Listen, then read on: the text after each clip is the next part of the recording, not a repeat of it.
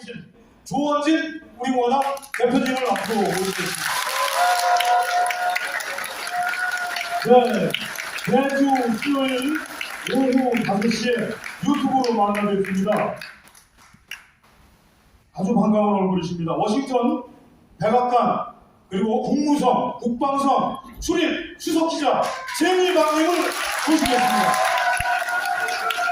오늘의 주제는 한미연합에 대한 조원진 우리보다에 대한 그리고 기자님의 토크입니다. 네, 여러분 다시 한번 우리와 같은 박수와 함성 부탁드리겠습니다.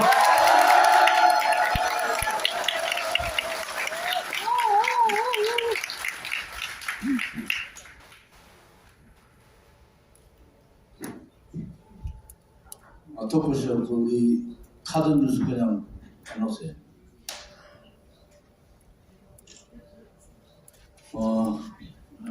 한미 정상회담 현장에서 워싱턴 현장에서 취재를 하시고 또 이번에 G7 일본 히로시마에서 G7 취재 활동을 마치고 어젯밤 11시 가까이에 한국에 오셔서 오늘 바로 세미나를 하게 됐습니다. 우리가 이제 흡정한 대표님께서 중요한 말씀을 하셨는데 한미 관계의 좌표는 또 문재인 좌파 독재 정권의 5년 동안 체제를 바꾸려고 했던 소위 친사회주의 국가로서의 전환을 하기 위해서 친러, 친중, 친북 행각을 했고 그 북한의 문재인 정권의 이 평화쇼에 대해서 우리가 엄청난 투쟁을 하고 있고 또 그 투쟁의 결과도 있습니다. 결국 그 친중, 친북 행각이 많은 국민들이 실체를 알게 된 상황이 있지 않습니까? 근데 물론 뭐 윤석열 정권더라도 사법적인 처리, 뭐 우리가 했던 인공위 김정은에 대한 하형식이나 또 현성을 왔을 때 반대 투쟁, 묵황의 망경봉 올 때 그 투쟁들을 대한민국의 자유민주주의 자유인들이 살아있다라는 모습들을 현성월이나 김여정이 볼 때 보여주는 것이 또 대한민국의 대한민국의 국민의 목소리다. 사실 솔직히 말해서 국민의힘은 저는 가치 자체가 없다 이래 보는 사람들이고요. 이번에도 흡병한 대표님이 과연 그 친공산주의 행각, 친사회주의 행각을 했던 문재인 정권의 또 우려 부분하고 윤석열 대통령이 지금 외교하에 나가는 부분에 있어서 우려 부분들이 또 있다 하는 부분에서 저는 대단히 공감하는 편입니다. 실질적으로 있는 현실 그대로 전달해 줄 수 있는 대한민국에 우파 정치인이 있는가? 없습니다. 오늘은 그런 측면에서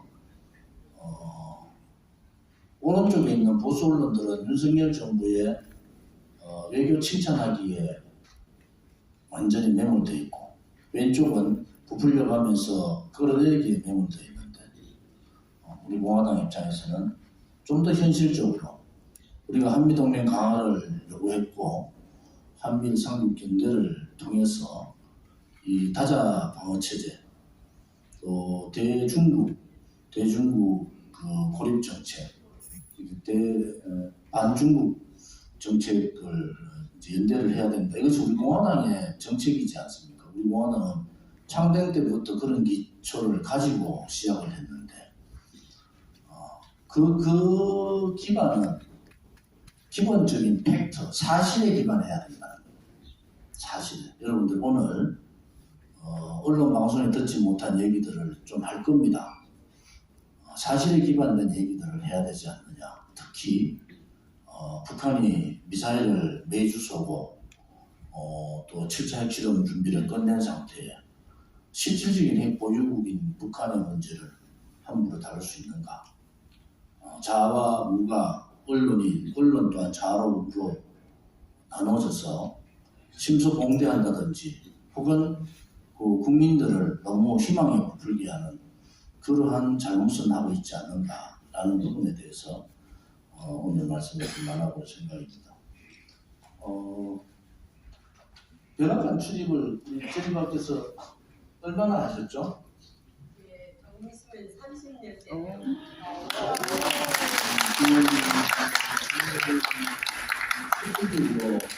우리 특파원들이 다 가 있지만 이건 현실입니다. 출입은 되겠죠. 그런데 발언권을 받을 수 있는 유일한 한국 사람, 백악관, 국무성, 국방부, 그 다음에 의회까지 유일하게 한국 사람으로서, 물론 국적은 지금 미국인입니다. 그렇지만 유일하게 북핵 문제에 대해서 또 한반도 문제에 대해서 역대 30년 동안 대통령이 몇 번 지나갔겠습니까? 그 많은 대통령실에서 요즘은 수석 기자라는 타이틀을 달고 계시죠. 그래서 뭐 한국에도 여러 정당들이 있고 힘센 정당들이 많고 또 지금 용산 대통령실에서도 제니박 수석 기자에 대해서 많이 압니다. 김태효 안보실장도 왜 우리 공화당 조원진이라는 사람하고 그렇게 가깝게 그렇게 대담을 하냐 할 정도로 옆에 차관이 그럴 정도의 분이신데 이렇게 우리 공화당의 뜻을 같이 하시고 또 제가 말씀드린 건 기자로서의 역할을 다 하시는 거 아닌가 그런 생각을 합니다. 우선 우리 오늘 오신 분들한테 한번 인사 말씀 한번 해주시죠. 네, 반갑습니다.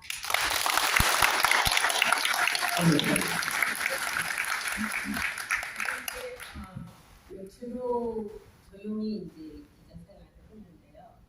한국 기자, 미국 기자 통틀어서 백악관에 전속으로 거의 30년 동안 있는 저 혼자입니다. 그래서 이제 책도 좀 읽고 싶고 그동안에 이제 미국의 대통령이 한국과 정상회담을 할 때 제가 거의 왔습니다.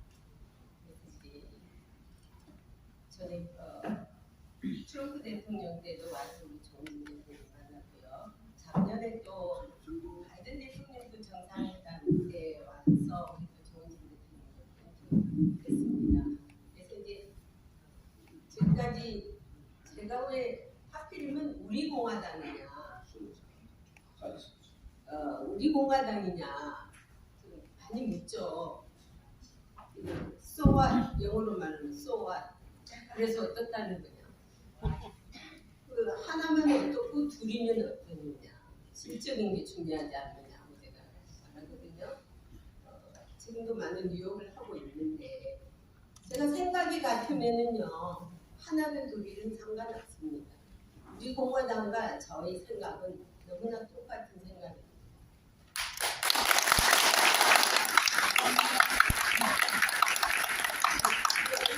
제가 좌파들이 좀 왔으면 하는 생각을 했는데요. 왜냐하면 제가 이제 안보를 거의 다 이제 온 나의 인생에 안보를 보고 일을 해왔기 때문에 안보라는 것은 이념과 사상을 초월하여 국가의 운명이고 또 나 개인의 운명입니다. 국가의 운명이 무너지면 나도 없습니다. 근데 좌파들은요 어떻게 된 머리가 어떻게 사고방식이 틀리는지 자기네들의 이념과 사상이 맞자면 안 보고 모시고 다 뭉개버리지 않습니까? 그래서 북한 핵이 어떻게 해서 통일이 되면 우리 핵이 되는지요. 그런 딜레마가 가지고 있는 게 그 좌파들 생각입니다. 그래서 제가 우리 공화당을 전적으로 이렇게 지지하고 있는 것이 뭐냐면은 하나라도 나하고 틀린 점이 없어요. 제가 생각하고 있는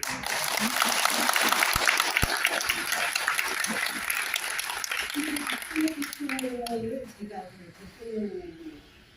정상회담 때 워싱턴에서 제가 만나기도 했고 그랬는데 그분도 억울하게 지금 탄핵이 되어서 이제 나오셨지만은 여러 가지 인권 운동이라든지 그 박근혜 대통령의 그 탄핵이 잘못됐다는 것도 워싱턴에서 제가 많은 보이스를 높였습니다. 그래서 이제 한 사람을 살 일이 많는데 거기 것까지 신경 쓰니까요. 진짜 몸이 두 개라도 모자라더라고요. 그래서 여러분들 진짜 여기서 한국을 위해서 박근혜 대통령을 위해서 노력하신 데 제가 감사드립니다.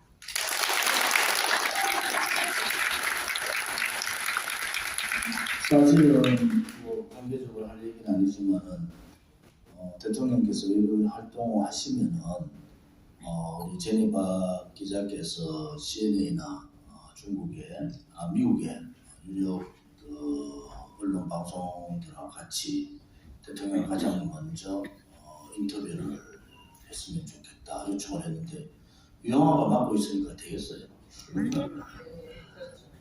또 하나는 이제 우리가 한미 정상회담의 핵심은 워싱턴 선언 아닙니까? 워싱턴 선언. 그 워싱턴 선언 중에서 그동안에 이제 대한민국의 한미 방위 조약이 1953년도에 이승만 대통령께서 외교부의 어떤 싸움으로 얻어내신 게 한미 방위 조약이고 그 굳건한 한미 방위 조약을 통해서 대한민국이 성장할 수 있었고 지금의 대한민국을 만들 수 있었던 것은 사실입니다. 그런데 이제 이번에 워싱턴 선언의 하나 중요한 부분은 한미 방위 조약을 하나 뛰어넘는 그다음에 국제적인 관계라는 특히 북한의 핵개발 문제로 인해서 북한 핵에 대한 대비를 어떻게 할 거냐 라는 부분이 가장 큰 대한민국의 화두고 그러면은 거기에 따라서 한미 방위 조약을 뛰어넘는 그 핵 협력 협체, 협력 그룹이죠. 여기는 NCG 협의체를 만든다라고 얘기했는데 이 NCG에 대한 부분들을 간단하게 좀 설명을 해주시기 바랍니다. 그 NCG는요 원래 뉴클리어 컨설티브 그룹이라고 해가지고 워싱턴 선언 안에서 이번에 새로이 한국하고 미국 간에 맺은 새로운 그러니까 상당히 한국과 미국의 고유의 협의체입니다. 이 고유라는 것은 다른 어떠한 것도 끼어들면은 안 되는 그래서 고유라는 게 붙였지 않습니까? 그런데 일본이 여기에 자꾸 끼우려고 기웃거리고 있죠. 그에 대해서는 저는 상당히 반대하고 있어요. 왜냐하면 미국이 지금 이 협의체를 만든 이유가 뭐냐면은 확장 억제 그러니까 북한의 핵에 대응해서 확장 억제를 미국이 해주는데 이거에 대해서 뭐 전략 자산만을 보내는 게 아니라 우리가 핵 자산도 우리가 할 수 있다는 게 이제 조금 더 업그레이드 됐다고 볼 수 있죠. 상호 방위 조약에는 6.25 이후 맺은 조약이기 때문에 재래식 방어 조약이라고 볼 수 있다면은 이번에 핵 협의체는 업그레이드된 조약이라고 볼 수 있죠. 그래서 이제 이건 결국 나토하고 맺은 나토가 지금 군사 동맹을 맺은 조약이 하나 있죠, 그죠? 그거하고도 상당히 높은 차원으로 보면 됩니다. 한국과 핵 협의체는. 근데 이제 그래서 뭐가 좀 틀리느냐니까 핵에는 핵으로 대응하겠다는 거예요.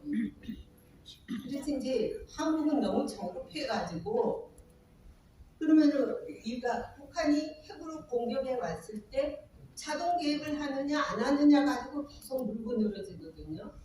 상당히 미국 사람들은요 그런 걸 싫어합니다. 우리가 한다는데 왜 자꾸 똑같은 얘기를 하느냐. 그리고 피곤해 하더라고요. 그러면은 마지막에 이제 생전에 안 나온 얘기가 있죠. 김정은 정권이 정말이라고 그랬지 않습니까? 북한이 만약 핵을 사용하면 김정은 정권이 정말이 된 것이다. 그 이에 막 더 이상의 월드가 없는 거예요. 예를 들어서 너 그 짓 하면 나한테 죽는다는 이상의 월드가 없는 거예요. 그러면 그걸 받아들여야 되는데 핵을 공유하니 뭐 이게 다 다 쓸데없는 얘기예요. 그래서 이번에도 김태우 안보실장이 한미 정상회담에서 브리핑에서 한국 기자들한테 핵 공유와 마찬가지다 하고 했을 때 백악관에서 발끈했지 않습니까? 제가 그거를 질문했어요. 백악관에서 직접 국가안보에서 아시아 담당 여관이라는 선임 실장님이 그거를 프리뷰를 했을 때 저를 제일 먼저 부르더라고요. 그래서 제가 거기에 대해서 질문하니까 단도직입적으로 저한테다가 직선적으로 얘기를 하는 거예요. 언제 우리가 공유하게 이 문제는 굉장히 중요한 문제예요. 에르도간이라는 사람이 지금 이제 싱가포르 대사, 아니요. 말레이시아 대사를 갔는데 갔어요. 이제 그 동아시아 특히 국제 이슈 이런 부분에 대한 담당자란 말이에요. 김태호 1차관이 1차장이 그 1차장이죠. 핵 공유 문제를 했을 때 바로 미국이 반발했다. 이건 뭐냐? 핵의 포탄을 공유라는 개념은 우리가 일반적으로 김태호 1차장이 좀 급했다는 얘기는 지금까지는 소위 재래식 무기에 의한 한미 방위 체제가 갖춰져 있고 유일하게 MD 체제, 미사일 방어 체제로서 하고 있는 거단 말이에요. 이제 사드를 이제 배치했고, 그거는 이제 미국의 명분은 주한미군을 보호하기 위한 그런 명분을 갖고 있는데, 이제 이번에 새로 만들어진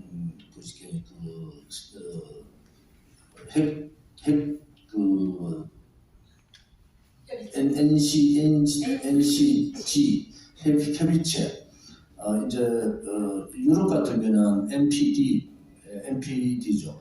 그래서 유럽은 뭐 쉽게 말하면은 포탄을 미국이 갖고 있는데 핵을 던지는 수단, 공격하는 수단은 유럽이 갖고 있는 무기로서 공격할 수 있다. 이런 차이가 있지만은 현재 미국의 입장은 분명한 것은 핵 문제에 대해서는 노타치.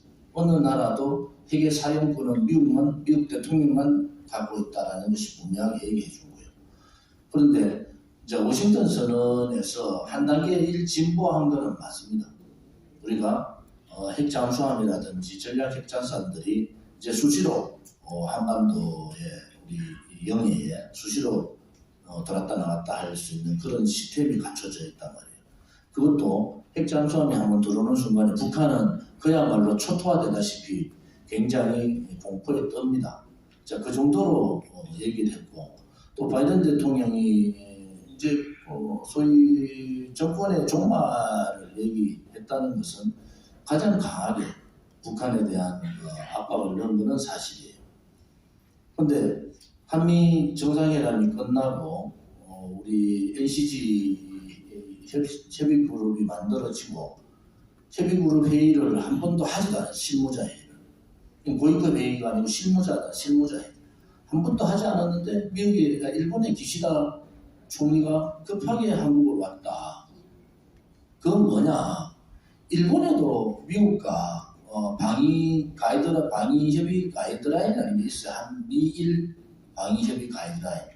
그런데 지금 그거보다도 한국의 이 핵에 대한 협력 그룹을 만들었다는 것보다 일진보회가 있는 거란 말이에요. 저는 전인박 기자와 같은 입장인 게 일본이 거기에 만약에 숟가락을 얹어서 들어오면은 모든 문제를 일본이 간섭을 할 거다. 지금 보십시오. 대한민국이 G7 국가가 되지 못하고 있고 국력으로는 12국가가 되는데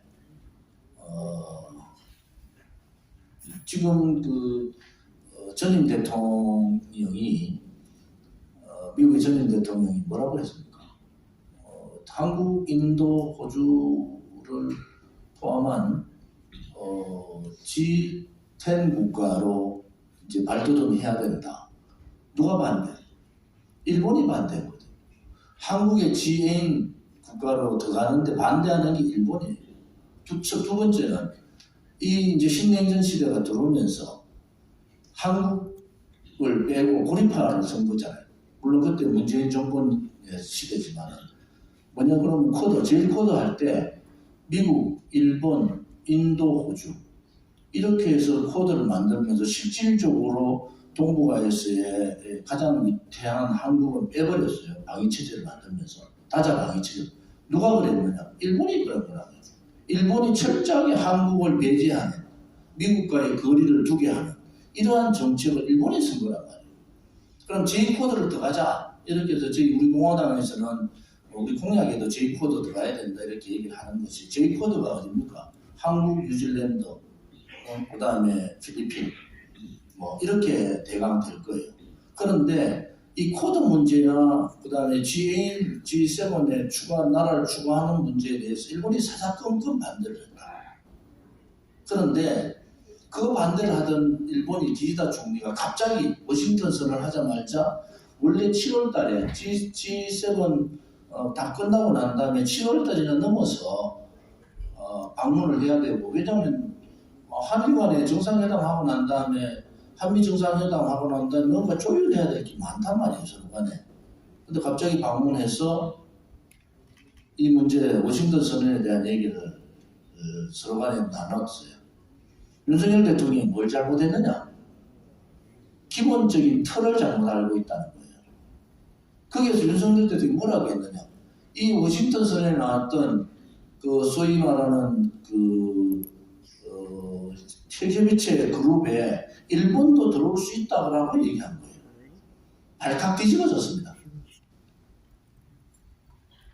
왜 그렇게 하느냐는 거예요. 도대체 외교부 장관이나 안보실들은 뭘 하냐는 거예요. 그것은 무엇을 의미하느냐? 한국과 일본하고, 일본이 반대 때문에 한미 방위 조약을 제외해놓고는 한국과 미국 간에 군사 협의를 할 수 있는 단계가 거의 없어요. 동맹은 동맹인데 일본이 방해를 하는 바람에 못했단 말이에요.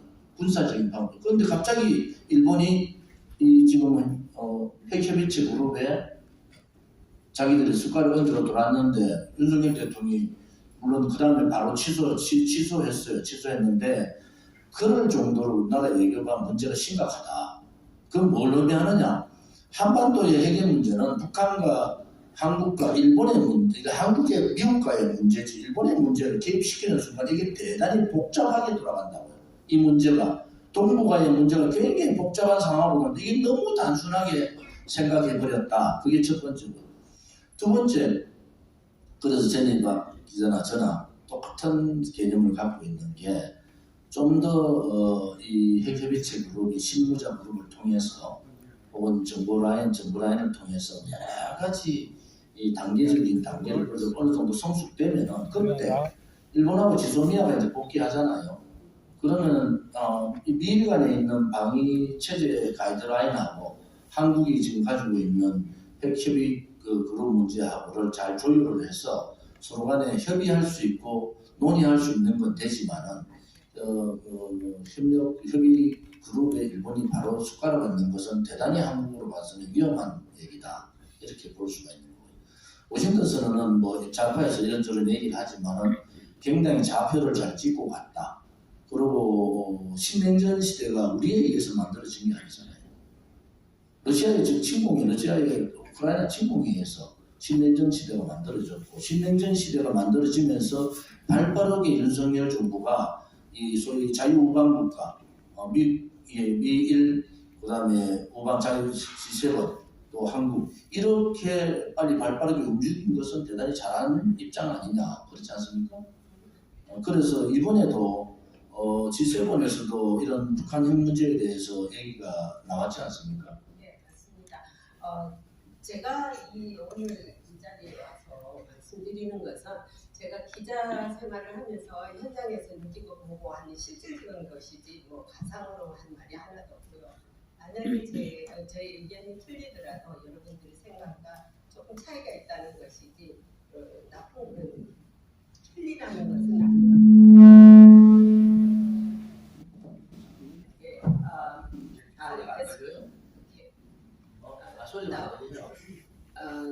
잘 들리십니까? 네.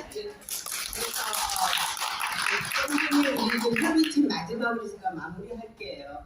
그 협의체에 대해서 여러 가지 이제 그 현장에서 백악관에 그 직접 담당하는 사람하고 저하고 G7 현장에서 또 만났습니다. 그래서 거기서 저하고 한 30분 동안 이 문제를 놓고 결론을 지었는데 이분이 거의 가려고 하는 말이 이래요.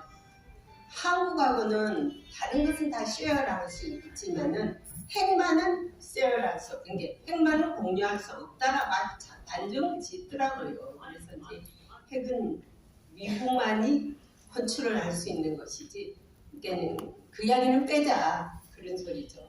그리고 이제 한미 동맹 앞으로 그 협의체는 하나하나 이제 회의 실무자들 회의에 가면서 지켜나갈 것이고 그리고 일본이 가입을 하고 오기를 원하는데 어떻게 생각하느냐고 제가 물었거든요. 일본하고는 이미 1997년에 DCGP라는 거, Defense Cooperation Guideline Plan이라는 것이 있기 때문에 일본과도 있고 또 한국과의 고의적인 협의체가 있지 않느냐라고 딱 결론적으로 말하고 그 이상의 말을 안 하더라고요. 일본 지금까지 어떻게 추진할지는 모르겠지만 일본 기시다가 바빠서 그때 막 빨리 올라가 할 때 한참 한미 그 정상회담의 그 국빈 방문에 대해서 사람들이 그 인식이 아주 극도에 있을 때예요. 근데 기시다가 그 어떤 그 흐름을 굉장히 빨리 차단해 버린 거예요. 그래서 제가 올 때까지도 한국 국기가 아직도 워싱턴에 꽂혀 있습니다. 성조기하고 같이요. 국빈 방문이 끝났는데도 계속 있어요. 그래서 이 국빈 방문의 느낌이 참 좋았구나. 아직도 꽂혀 있고 그걸 빨리 떼지도 않고 있더라고요. 백악관 앞에 그 옆쪽 줄에 쫙 있어요. 아직도. 그래서 참 기쁘고요. 조금 전에 말씀하신 그 우리 조은진 대표님께서 말한 이번 G7 정상회담은 원래 대북관계 공조, 그다음에 여러 가지 경제 안보라든지 AI라든지 여러 가지 이슈는 있지만은 한국의 가장 적절한 이슈가 대북 문제 아닙니까? 근데 19일 첫날에 이 G7 정상들이 무슨 것을 의논을 했느냐면은 핵무기 없는 세상을 만들기 위해 핵 군축으로 가자. 그러니까 핵 군축에 집중 한번 해보자라고 선언을 했어요. 그래서 이거 큰일 나구나. 저는 핵 보유국은 참 좋은데 이것이 이제 그래서 제가 질문을 했죠. 국가안보실장이 이제 브리핑을 하더라고요. 근데 마치 저를 시켜줘가지고 제가 여러 사람이 있는데 이 질문을 했습니다. 답은 어떻게 나와? 제가 어떻게 모르느냐면은 이게 핵 군축 회담이 앞으로 지금 핵 보유국만 해당이 되느냐? 앞으로 이것이 핵을 가지고 있는 북한한테도 해당이 되느냐? 왜냐하면은 북한은 사실상은 핵 보유국이라고 인정은 안 했지만은 핵을 보유하는 국가가 맞습니다. 핵을 가지고 있는 나라 아닙니까? 그래서 이게 군축회담으로 가게 된다면은 테이블에 오기 위해서 북한을 핵 보유국으로 인정을 해야 되거든요. 국제사회가. 이게 상당한 큰 딜레마에 빠질 거예요. 이렇게 되면 한국에는 더욱더 위협적인 문제가 될 것이고 그래서 이제 그 국가안보 보좌관은 앞으로 시기적으로라든지 타이밍을 정하지 않았기 때문에 그 접근성에 있어서는 천천히 이제 논의를 해 나간다는데 약간 이제 북한 문제를 약간 회피하더라고요. 지금 말할 단계가 아니죠. 그렇죠. 이제 우리는 우려할 단계가 되는 거죠. 그래서 이제 한국의 그 외교부에서 상당히 여기에까지도 신경을 써야 되지 않을까 그렇게 생각하고 있습니다.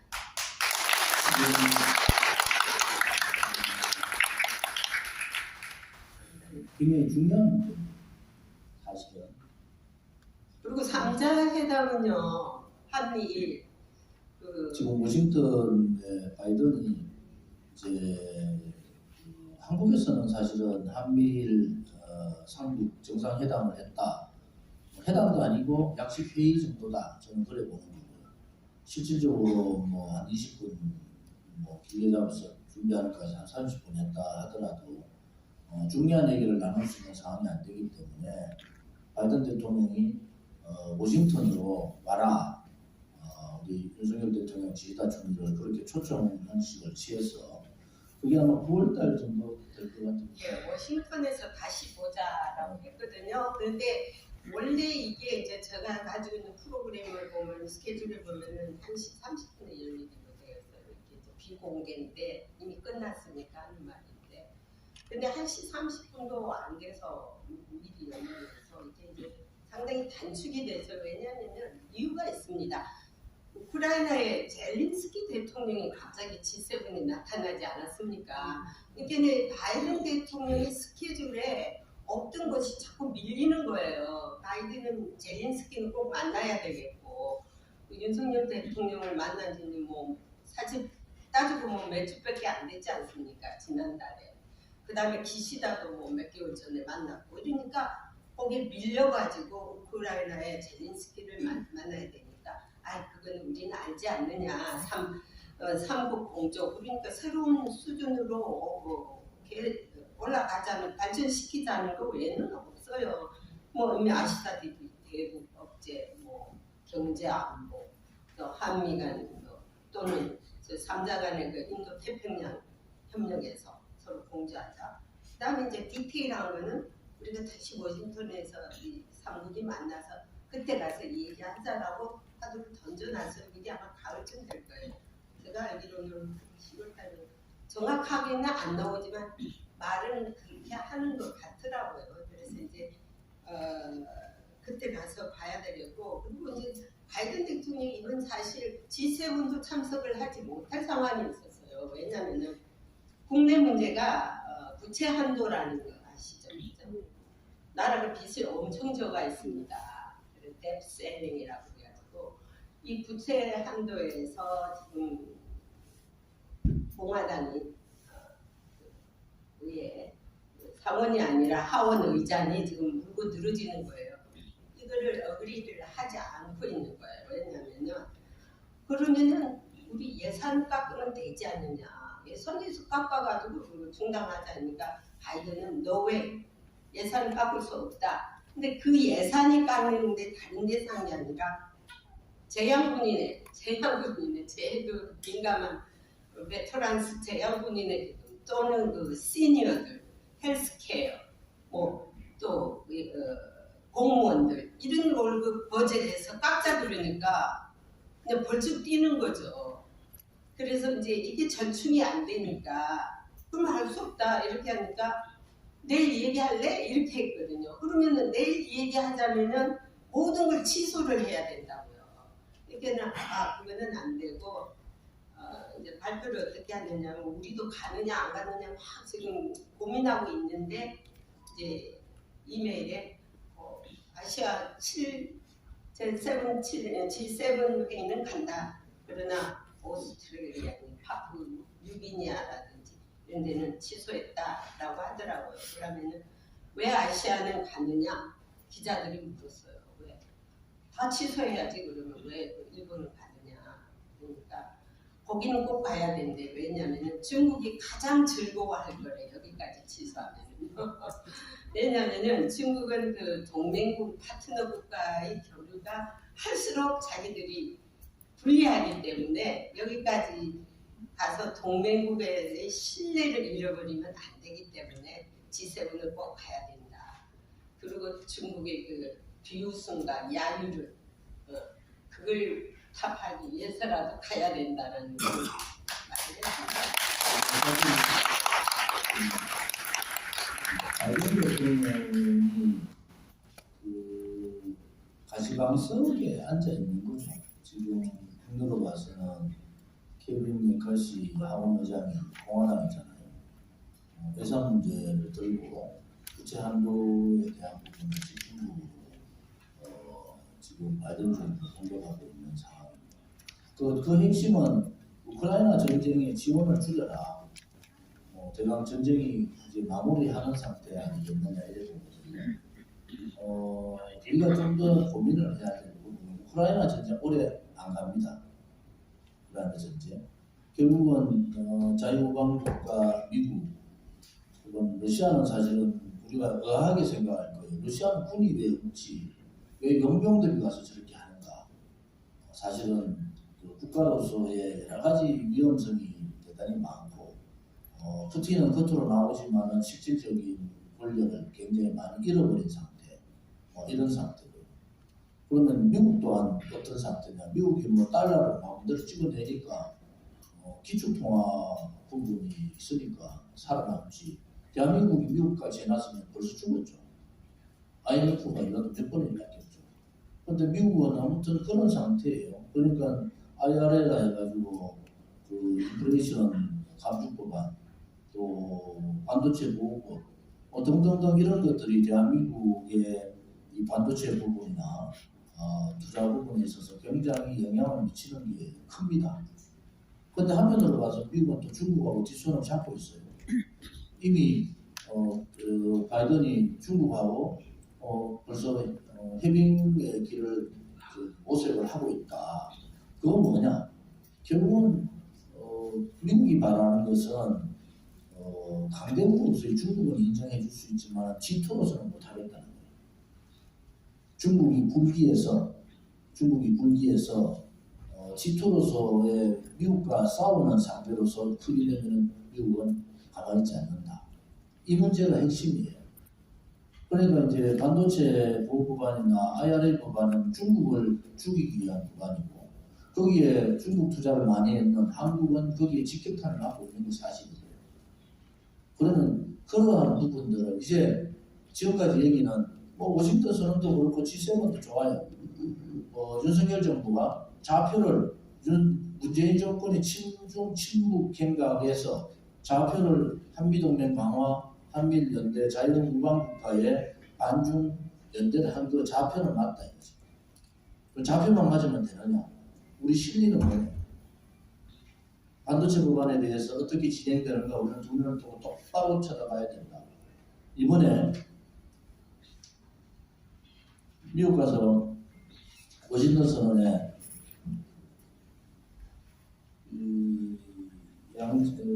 국회 원전 문제에 대해서 얘기한 대목이 나오잖아요. 원전 문제에 대해서. 양정상은 각국의 수출 통제 기존과 지식재산권을 상호 존중하는. 대한민국의 원전 수출을 근본적으로 태클을 걸어버렸어요. 이게 윤석열 대통령이 하고 온 일이란 말이에요. 웨스팅하우스의 직접 재산권을 인정을 한다. 그럼 웨스팅하우스는 뭐냐? 미국 기업으로서 폴란드 원전은 절대 안 된다고, 한국 절대 못 들어온다고 주장하고 있는 나라가 그게 웨스팅하우스예요.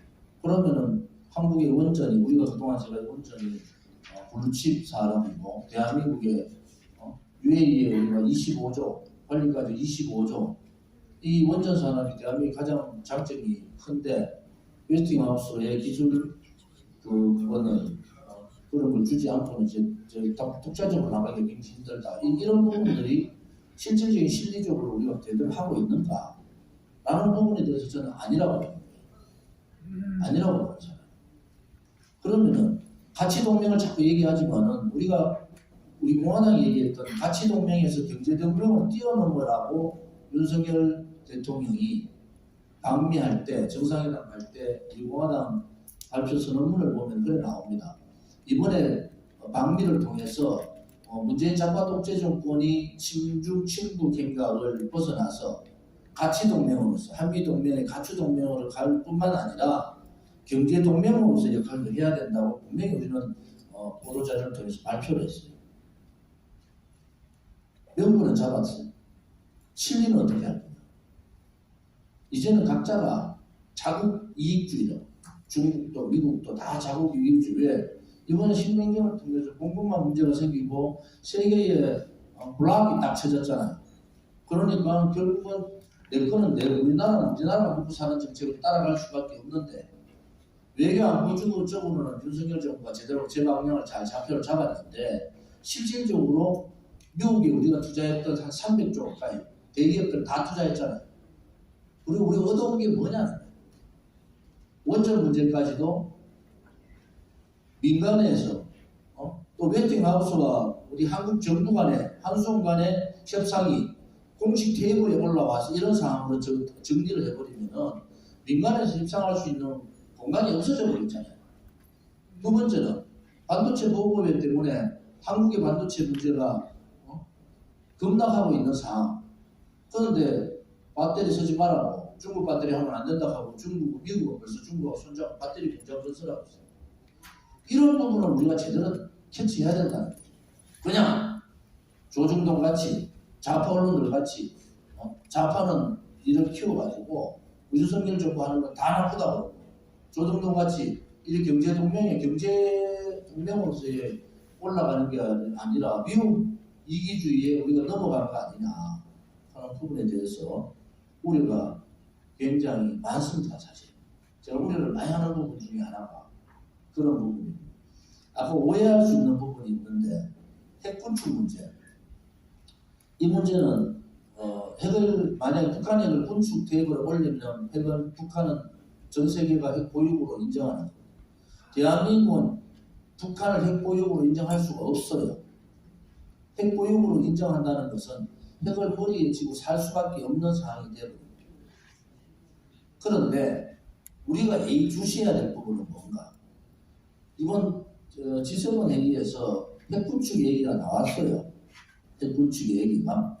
자, 여기에 핵군축 얘기가 북한이 포함되느냐 안 되느냐의 문제는 대단히 중요한 문제인데 미국은 아직까지 그런 얘기를 명확하게 하지 않지만은 한편으로 보면은 핵을 줄이든 CVID죠, 그죠? CVID식으로 G7에서 그걸 발표하잖아요. 북한 핵은 CVID 그대로 유지해 나가겠다. 그런데 이게 만약에 북한 핵 문제까지 군축으로 들어온다는 것은 북한 핵을 인정하겠다는 말입니다. 그때 우리는 어떻게 할까요? 이제 북한을 핵을 인정하는 순간부터 군축으로 들어가고 핵 군축으로 들어가고 그러면 대한민국 국민들은 어떤 입장을 쓸 거냐라는 고민들도 우리는 해야 된다. 그러면은 우리도 같이 전술핵을 가져오든 핵 보유를 할 거냐 또 그것은 미국이 노하고 있습니다.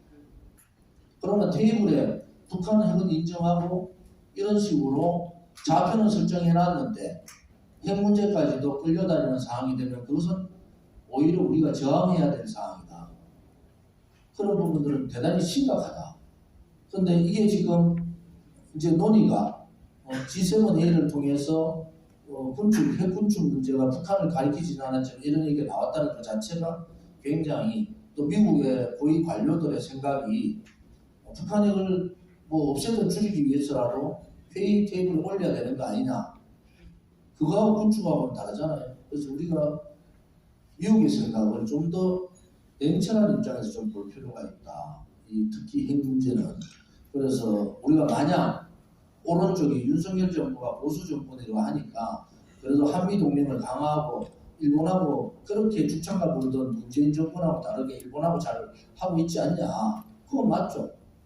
우리가 주장했던 거 그대로 하고 있죠. 단지 핵 문제하고 한국의 경제적인 이익 혹은 한국의 주요 산업, 원전 산업이라든지 반도체 산업이라든지 배터리 산업, 자동차 산업에 직경탄을 줄 수 있는 미국의 정책 행위들은 안 된다. 이런 부분들도 국민이 알아야 되잖아요. 근데 우리가 그냥 윤석열 정부가 얘기하는 얘기만 들어도 또 좌파들이 얘기하는 것만 듣는 게 아니고 우리 공화당으로서의 분명한 외교안보의 입장이 강하게 하지만은 우리 자국의 이익에 대한 부분들도 잘못 가는 방향이 되면은 그때는 우리가 어떻게 해야 할 거냐 이런 부분에 대해서 굉장히 생각이 좀 직접 대하시니까 생각 굉장히 단순하지 않지 않습니까? 이제 저가 이제 굉장히 오랫동안 이제 백악관에서 돌아가는 것까지 다 알지 않습니까? 들어가면 어디에 무슨 꽃이 꽂혀 있는지. 그러면요, 우리 한국하고 이 미국과는 이 컨셉의 차이가 참 많습니다. 그렇지 않습니까? 생각의 차이. 그러니까는 예를 들어서 노 뉴클리어 쉐어라고 할 때 쉐어라는 것은 한국에는 아무 생각 없이 했을 거예요. 공유하겠다는 건데 미국에서는 그게 굉장히 엄청난 차이라는 거예요. 그렇게 볼 때 핵 공유만은 핵 문제도 마찬가지입니다. 핵을 가지고 예를 들어서 지금 모든 싱크탱크 전문가들이라든지 정책 기반자는 북한 핵 포기는 이미 물 건너갔다고 봅니다. 그럼 이거 어떻게 해야 되느냐? 그러면 핵을 포기하기 위해서 대화의 테이블에 나오라는 것이 지금 몇 년 동안 읊었습니다. Same thing, 오케이? 내가 스테이트 디파트먼트에서 이걸 질문하면 맨날 똑같은 답변이 나오거든요. 그러면은 똑같은 답변이 없으려면 뭐 어떤 전환점이 있어야 되는데 이제는 북한이 핵을 완전히 완성 단계에서 핵무기가 지금 60까지 있다고도 봐요. 그리고 7차 핵실험도 또 할 것이고. 그러면 이것을 하기 위해서는 어쩔 수 없이 핵군축 회담으로 가지 않을까 하는 게 제 생각입니다. 우려가 되고요. 그 다음에 그 전문가들은 그럼 이거 어떻게 해결을 해야 되느냐. 자, 이제 그 답변이 나왔습니다. 요즘 한미가 하고 있는 훈련을 보지 않습니까? 옛날에는 그냥 평화쇼도 한번 해봤고 뭐 김대중 대통령 때는 소프트 랜딩이라는 걸 해봤고 선샤인 팔리시도 해봤고 하여튼 모든 걸 다 해봤는데 이놈의 핵은 포기가 안 되는 거예요. 그래서 아하 이제는 우리도 이제 핵 대 핵 대응을 해야 되겠다. 지금도 한방 치면 우리도 한방 쳐야 되고 한방 치고 우리는 완전히 정권을 말살시켜야 되겠다는 게 이제 미국이 핵 입장입니다. 그리고 미공화당과 우리 우파들이 가장 시원한 말이죠.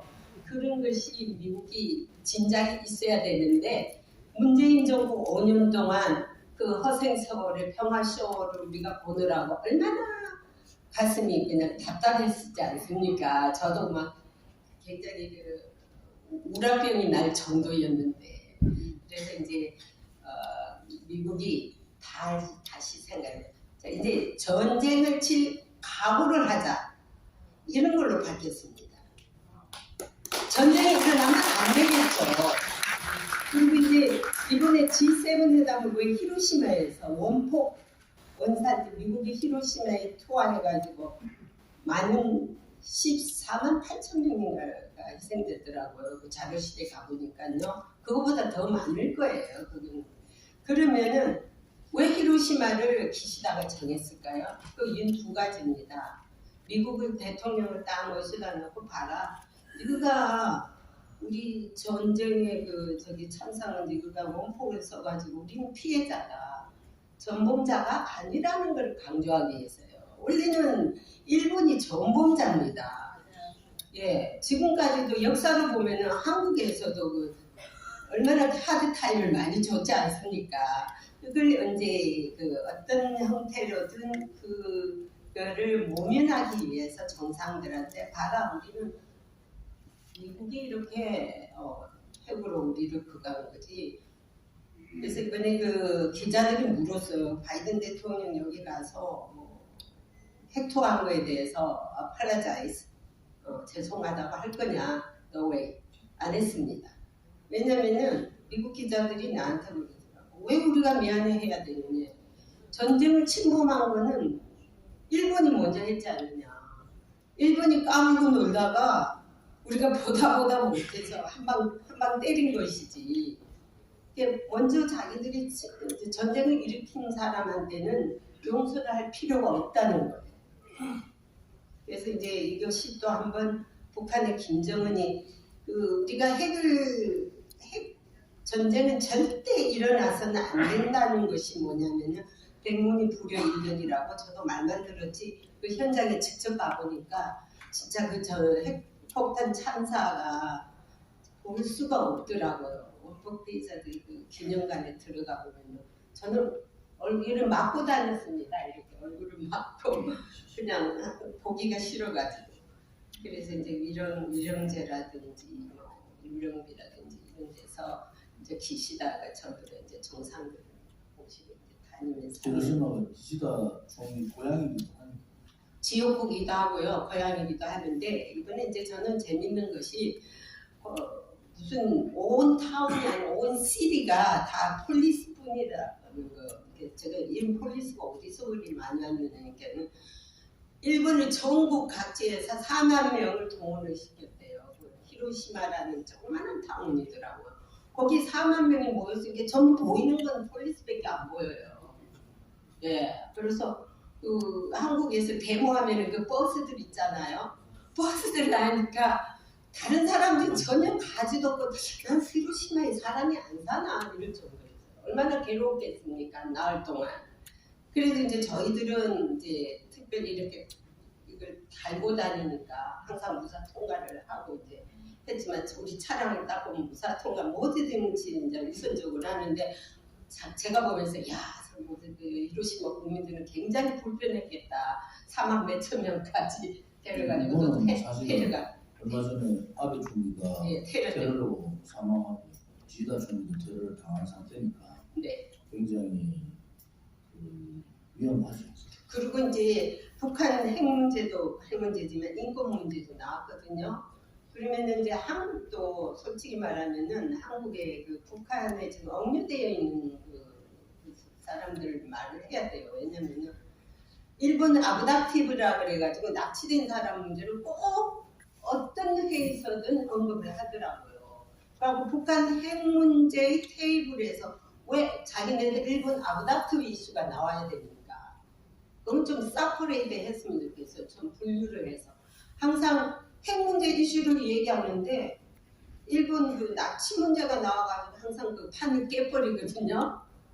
그래서 이걸 좀 분리해서 했으면 일본이 그 정도로 조금 그 뭐라 그럴까 자기들이 우선적인 거 자기들 이제 우리 대표님께서 아까 말씀하셨듯이 그 협의체 이것도 자꾸 한국을 디스크레이트 하지 않습니까? 그거는 뭐냐면 자기들이 우선 그 마치 한국이 자기들을 폴로하는 그런 이제 하기 때문에 우리도 이제 이렇게 되려면 국력이 신장이 됐기 때문에 한국 자체의 독립적인 협의체가 필요하지 않을까 생각합니다. 그래서 윤석열 대통령이 이 기회에도 한국의 온 협의체를 만들어서 일본을 못 들어오게 한다든지 그래야 되는데 무슨 한미 핵협의에 차다가 일본은 또 문을 열어놓고 있겠다 하면 또 안 되죠. 지금 그래서 9월달이나 뭐 그쯤에 워싱턴에서 한미일 정상회담에서 열리면은 안보에 대한 부분, 그러니까 북핵 문제에 대해서 핵 보유국으로 인정할 수가 없다. 이 선언을 명확하게 해야 됩니다. 두 번째는 가치 동맹을 얘기하지만 이제 경제 동맹으로서 지금 말했는 이 원전의 웨스팅하우스의 기술권 문제, 그다음에 반도체, 인플레이션 억제 보관, 반도체 보호 보관 뭐 이런 부분에 대해서 한국 기업들이 대단히 많은 피해를 보고 있지 않습니까? 그러면 그런 부분에 대해서 좀 더 이번 워싱턴 회의에서 짚고 넘어갈 걸 좀 짚고 넘어가자. 또 하나는 G7 국가로서 우리가 뭐 G8 얘기를 하지만은 확대로 가면은 G10로 확대를 해서 한국이 G10 확대하면은 한국이 제일 먼저 들어갈 거예요. 그런 식으로 일본을 좀 설득할 필요가 있다. 뭐 사실은 일본은 한반도 문제에 대해서 간섭을 되게 하고 싶어 합니다. 그게 북한의 핵이 자기들한테 직접적인 영향이 있다는 것도 있지만 한편으로 봐서는 한국하고 미국과의 관계 정상화가 일본한테는 그렇게 유쾌하지는 않은 상황이지 않습니까? 그런 일본의 상황도 우리가 간파를 한다면은 이제 말로만 뭐 외교를 잘했다 뭐 어떤 뭐 그런 얘기보다는 오히려 워싱턴에 가서는 이제 우리 얘기를 좀 하는 G10 국가로 좀 우리가 정상회의 서방 후방 10대 국가 회의로 확대하는 필요가 있지 않느냐. 그게 지금 기회거든요, 사실은.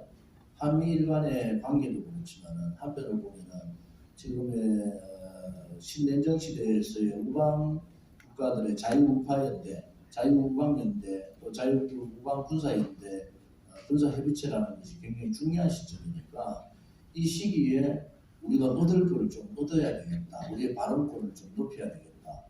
또 한편으로 봐서는 중국이나 북한이나 러시아나 중국이 북한의 미사일 도발이나 핵 도발에 대해서 이제는 완전히 노골적으로 유엔에서 거부권 행사를 하고 있단 말이에요. 이런 입장에서는 우리는 당연히 반중적으로 써야 되는데 이 중국하고의 관계 입장에 있어서도 우리가 얻을 거는 좀 얻고 가자. 그냥 미국 쪽에 안보 군사동맹 쪽으로만 우리가 자꾸 매몰 되다 보면은 우리가 경제적으로 잃을 부분이 많은데 그런 부분에 있어서는 미국이 우리를 동맹으로 생각하면은 이제 실질적으로 우리가 공화당에 있기 때문에 경제동맹, 실질적 경제동맹 그냥 우리가 대기업들이 삼성이나 LG나 여러 대기업들 현대나 그렇고 뭐 하나도 그렇고 대기업들이 엄청난 돈을 미국에다 지금 투자를 하고 있는 입장 아닙니까? 그런 입장으로 봐서 또 중국에 있는 많은 기업들은 지금 밖으로 끌고 나와야 되는 상황이다. 이런 상황으로 봐서는 우리 윤석열 대통령이 미국에 대해서도 당당하게 10대 강국이라고 말 표현이 아니라 당당하게 우리의 자국 이익을 대한민국 이익을 위해서 얘기를 해야 된다. 아까 지금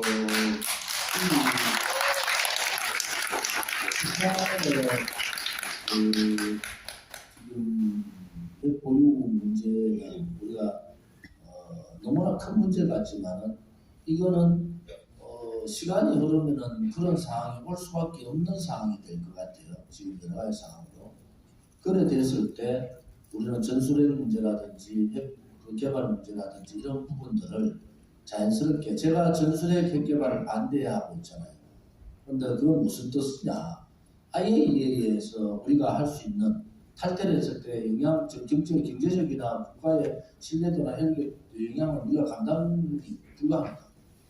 그런데 자연스럽게 국제적으로 우리가 어쩔 수 없이 전술핵이나 핵 개발을 할 수밖에 없는 상황을 우리의 주장에 의해서가 아니라 국제적인 역학관계에 의해서 자연스럽게 우리가 접근하는 것은 가능하다 이렇게 보는 그거는 IAEA의 통제라든지 그러한 나름대로의 영향력을 덜 받는다 그렇게 해야 되는 그게 좀 전략적으로 그렇게 가야 된다 이런 입장이거든요.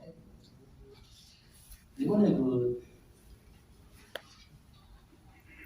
신냉전 시대에 돌입해서 우리가 급박하게 지금 외교 부분에 윤석열 정부가 나서고 있잖아요.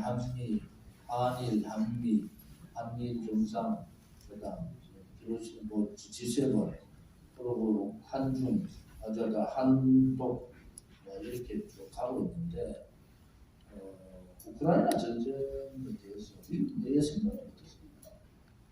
이게 우크라이나 전쟁을 제가 물어보는 게요. 우크라이나 전쟁이 끝나는 그 변곡점이 대단히 중요할 때입니다. 우크라이나 전쟁이 끝나면서 세계의 질서가 다시 재편되는 상황들이 올 것 같단 말이에요.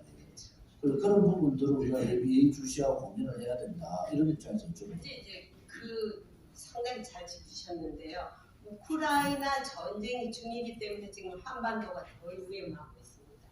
우크라이나 전쟁이 끝난 그 시점에서부터요. 중국은 타이완을 침공할 것이라는 전문가들 미국의 전략사령부에서도 나왔고요.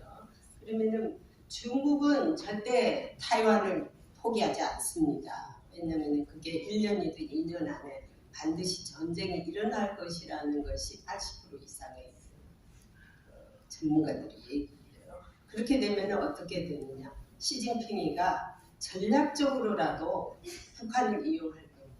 한반도에서 어떠한 국지전이라도 일어나줘야지 주한미군의 움직임이 별로 텐션이 안 되거든요.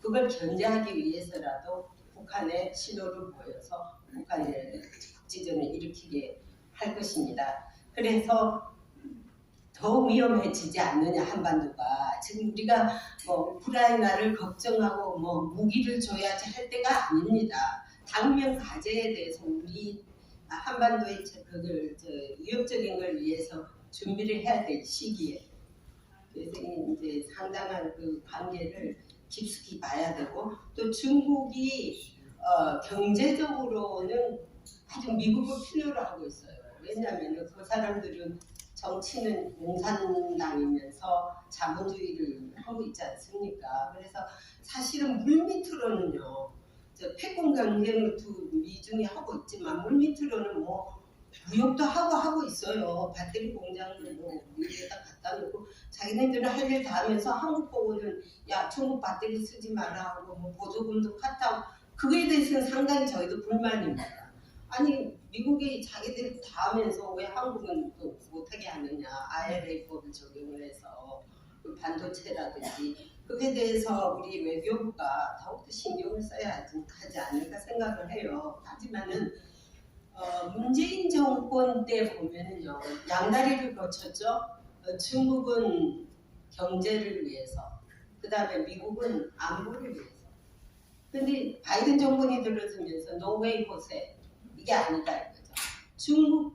중국하고는 끊어라. 경제든 안보든 미국에 붙어라. 그걸 확실히 원하는 거예요 미국이. 그래서 전략적 모성을 이번에 전략적 명확성으로 바꿔놓은 거예요. 그것을 윤석열 정부가 지금 시도를 하고 있습니다. 자, 그러면 전략적 명확성을 하기 위해서 미국이 완전히 한미관계 동맹이 했고 붙었다고 합시다. 미국이 완전히 생각을 하는데 그러면 앞으로 한국이 짊어져야 할 위협성이 무엇이냐. 지금 와서는 한국은 중국하고 이제 미국하고는 완전히 결별이야. 노웨이.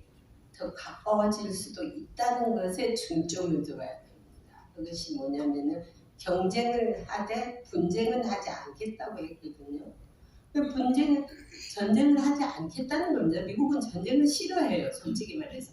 지금 우크라이나 사태가요. 미국이 임발부된 전쟁이라서 이미 끝났습니다. 미국이 절대 임발부 안 무기는 얼마든지 대줄 테니까 너희들이 전쟁해. 그렇잖아요. 자, 한국 전쟁도 이제는 그런 단계에 오지 않을까 하는 저희도 우려를 했습니다. 그게 뭐냐면은 전시작전 통제권이라는 것을 빨리 내놔라 그랬지 않습니까? 문재인 때. 그 전시작전 통제권을 딱 준과 동시에 미국에는 책임이 없어요. 그래서 우리가 이것을 위해서라도 상당히 우리가 조심스럽게 접근해야 되는 게 우리가 뭐 통제권을 가지고 있는 그 뻑이고 뭐 그럴 지금 여유가 아닙니다. 우리는 미국이 지휘권을 있어야지 그 책임을 물을 수가 있어요. 그래서 전시작전 통제권도 박근혜 대통령 때 상당히 이것도 묶어 놓았더라고요. 그죠? 그래서 그거 상당히 잘한 것으로 보고 있습니다. 그래서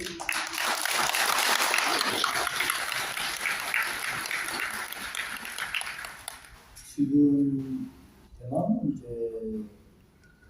중국이 대만을 어떻게 할 거냐, 또 대만 문제하고 한반도의 남북 문제가 어떻게 전개될 건가, 북한이 핵을 보유하는, 지금 보유는 하고 있죠.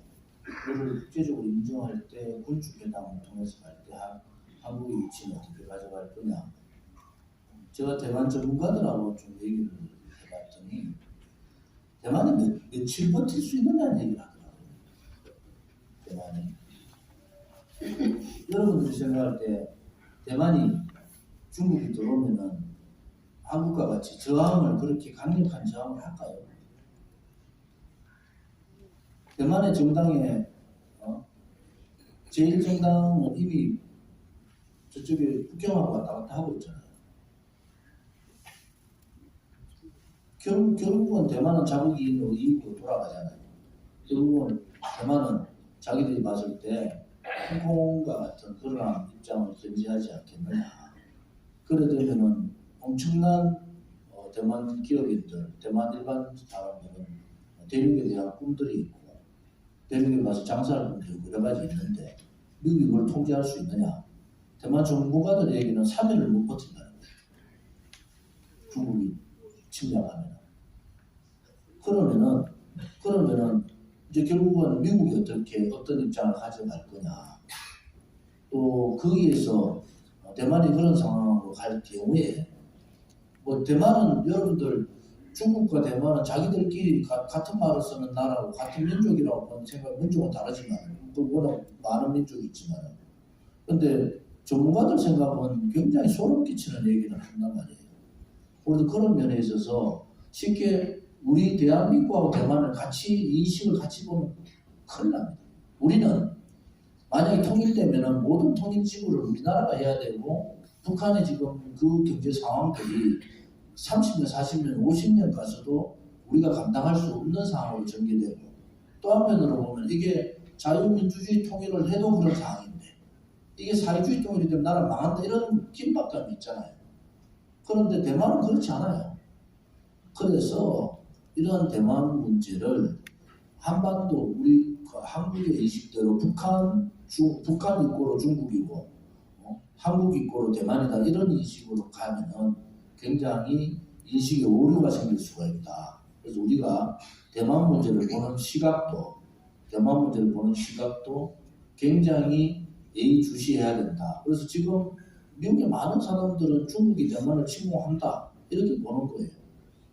근데 그것을 막기 위해서 미국은 전략적인 요충지뿐만이 아니라 여러 가지 상황으로 봐서 중국이 대만을 만약에 흡수하게 되면 대만의 첨단 산업들이 다 중국으로 넘어가는 거 아니겠어요? 그것을 두려워하는 거죠. 그래서 그런 부분이 만약에 전개됐을 때 북한이 가만히 있겠느냐는 거예요. 북한이. 그래서 지금 윤석열 정부가 하고 있는 다자 안보 체제, 특히 이번에 워싱턴 선언, 또 우리가 A인 국가로 들어가자는 거, 또 하나는 J-코드에 들어가자는 이러한 얘기들은 굉장히 중요한 얘기잖아요. 한국의 생존이 달려있는 문제잖아요. GN에 들어가는 순간에 북한의 핵을 인정을 할 수 없잖아요. 우리가 반대하고 하면은. 자, 그러면은 그러한 거를 이제는 미국한테 내줄 만큼 다 내줬다. 저는 그래 봐요. 외교적으로 얻었다 하지만 저는 얻은 것보다 내준 걸 다 내주고 그랬더니 이번에 워싱턴 선언이고 이 G7 회의다 이래 보거든요. 그러면은 이번에 9월에 있는 워싱턴 한미일 그 3국 정상회담에서는 이제 우리가 실리 챙길 거 좀 챙겨보자. 이게 오랜 시간이 아닌 것 같아요.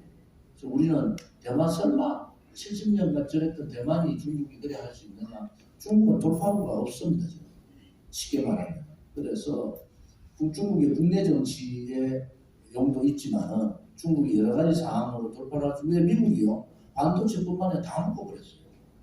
중국이 여기서 다 묶여버렸어요. 그리고 중국은 14억 인구 중에서 시골에서 도시로 와서 노동하는 노동자들이 이 사람들을 먹여 살리지 않으면 민공이라고 그러죠. 그 사람들을 먹여 살리면 3억, 4억이 스트라이크를 일으킨다. 지금도 중국은 남부에서 매일 데모가 일어나고 있잖아요. 그런 상황이고 지금 3차 전명대는 그 중국의 학생들이 졸업하면 일자리를 만들어줘야 되는 게 중국의 딜레마인데 그게 기본적인 그 성장률이 7%입니다. 7%를 도달하지 못하면 그것은 어렵게 되잖아요. 그럼 그 다음에 지금 부채가 엄청나게 중국이 많단 말이에요. 그러면 그런 상황으로 우리가 대비해 보면은 중국의 사태도 대만 문제가 국내 정치를 선도하기 위한 방법도 그것을 바깥으로 돌려주는 방법이기도 하다. 그래서 우리가 남의 일이 아니고 중국의 대만 침공이 그렇게 멀지 않은 날이 있다 이래 보는 거죠. 그리고 지금 미국이 생각하는 것도 제가 아까 말씀드린 대로 미국하고 자꾸 견주지 마라. 그 대신에 제2의 강자로서는 인정하겠다는 쉽게 말하면 그런데 무대하고 싸우려고 하지 마라 이거거든요. 그래서 거기에서 한국이 외교 안보 문제라든지 경제적인 문제들을 어떻게 잘 풀어갈 거냐 하는 것도 오늘 토크쇼의 하나의 의미이기도 합니다. 북한 문제 한번 얘기해볼까요? 저기 조금 있다가 어디 저기 총들한테서 좀 더 질문 받을 시간. 지금 오늘 5시 반까지 거절해야 돼요. 6시부터 다른 회의가 있어서 그래서 좀 더 얘기하다가 질문들을 써서 받을까요? 좀 질문하실 분들 메모를 해서 좀 주시면은 메모를 받아서 궁금한 사항 아무거나 하세요. 생각을 꼭 했기 안보 때문에 문제 아니든 지금